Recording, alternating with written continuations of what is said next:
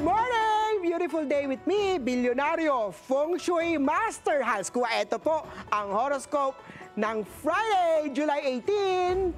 Simulan natin sa mga Year of the Rat. Iwas tayo sa double booking. Sa utang, isang bayad lang muna sa bawat linggo. Gray at 4. Kay Ox naman tayo, huwag agad magtiwala sa tao. Get to know them first. Pink at 1. Kay Year of Tiger naman tayo, tanggapin ang guidance ng isang mas nakakatanda. May wisdom yan. Blue at 6. Kay Year of the Rabbit naman tayo, ang taong gustong makasama ka, hindi lang sa chat nagpaparamdam. Gumagawa yan ng paraan. White at 3. Kay Year of Dragon naman tayo, i-review mo muna ang subscription mo. Baka may hindi naman kailangan.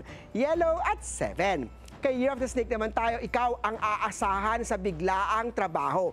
Ipakita ang professionalism at determination mo. Green at 5.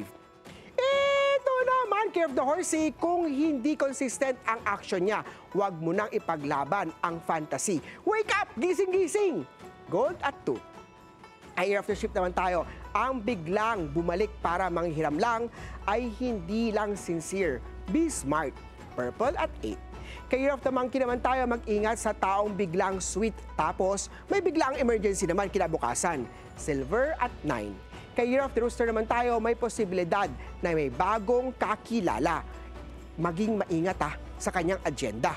Red at 6. Kay Year of the Dog naman tayo, kung may tinatago siya sa'yo, lalo na sa social media, mag-isip-isip ka na. Green at 1.